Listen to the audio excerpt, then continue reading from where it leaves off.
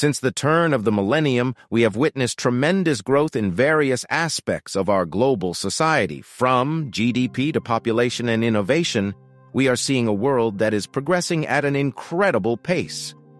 Before we begin, please remember to like and subscribe to stay up to date with the latest videos. It's no secret that the COVID-19 pandemic brought about economic challenges for many countries. However, it seems that the global economy has bounced back quite well. According to the International Monetary Fund, IMF, global GDP grew by 3.2% in 2022 and is projected to grow by 3.6% in 2022. This growth can be attributed to factors such as increased vaccination rates, the reopening of businesses, and various government stimulus packages aimed at reviving the economy. In addition to economic growth, the world has seen a significant increase in population. Since 2000, the global population has grown by over 1.8 billion people, reaching nearly 8 billion in 2023. This growth has led to increased demand for goods, services, and resources, further driving economic expansion. Innovation has also played a crucial role in the development of the global economy.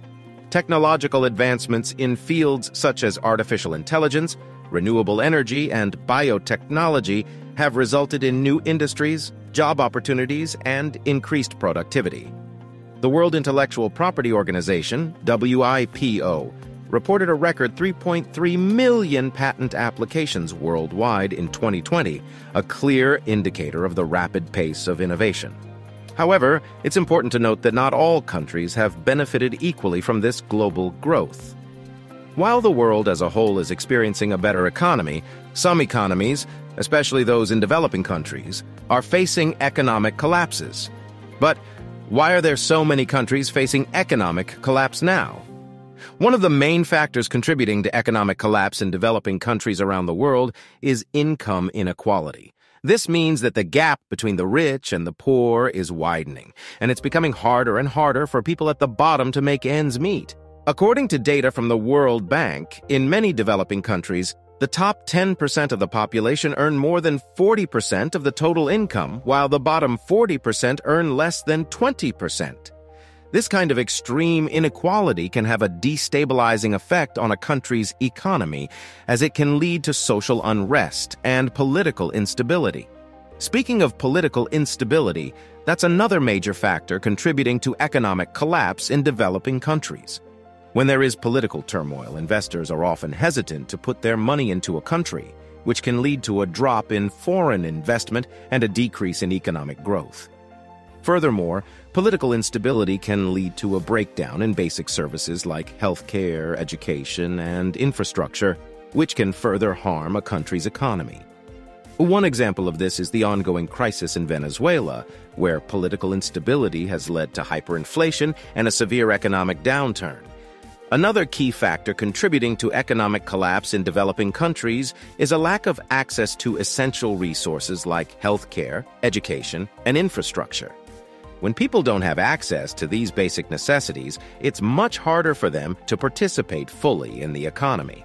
For example, if children don't have access to education, they won't be able to develop the skills they need to get good jobs and contribute to the workforce. And if people don't have access to health care, they may be too sick to work or too burdened by medical bills to save money or invest in their future. One example of a country facing economic collapse is Lebanon. Even before the pandemic, Lebanon was already grappling with significant economic challenges, including high levels of debt, inflation, and corruption.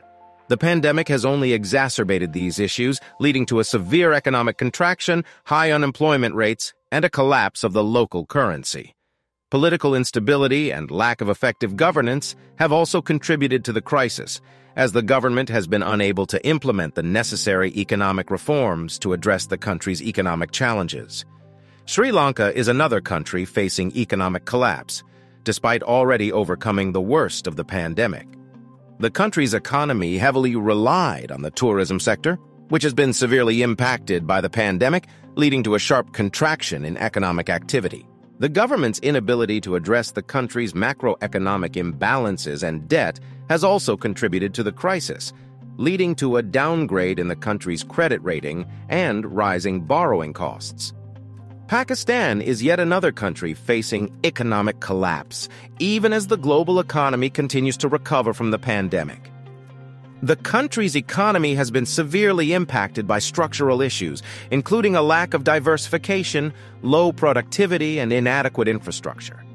Political instability and lack of policy continuity have also contributed to the crisis, leading to a lack of investor confidence and external financing. Do these economic failures share any common issues or problems? Although each national crisis has its unique characteristics, there are some common factors that have contributed to their failures. Identifying these factors is essential to understand why some countries are more vulnerable than others, and to develop more effective solutions to safeguard against similar crises in the future. One common factor is political instability.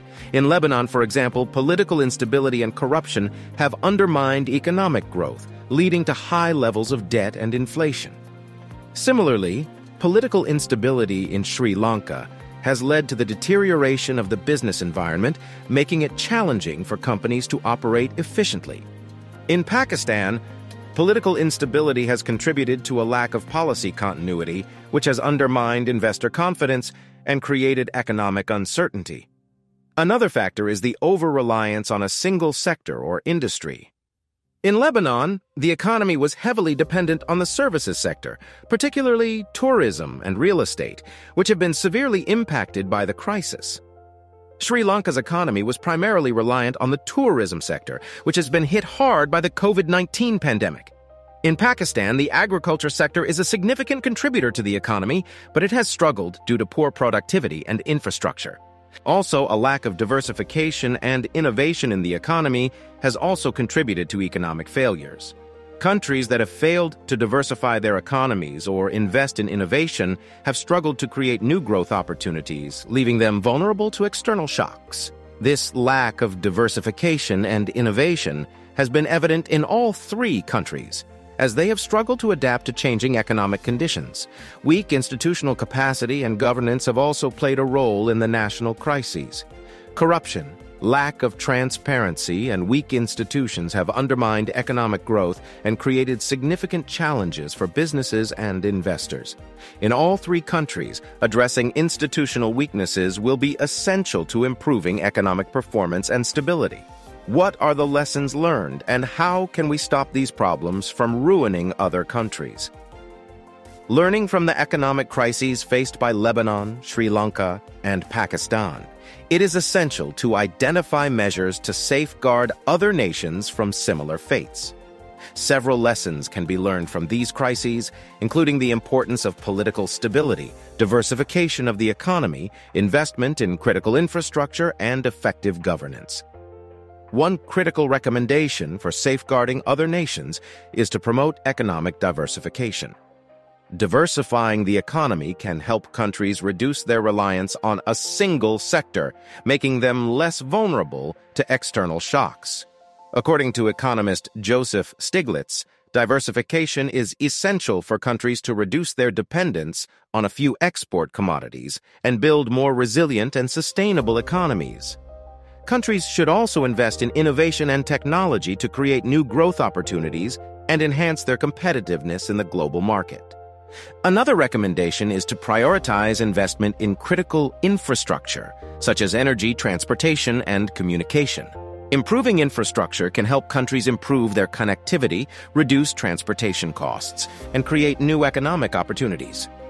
Infrastructure investments can also have positive spillover effects on other sectors of the economy, leading to improved productivity and economic growth.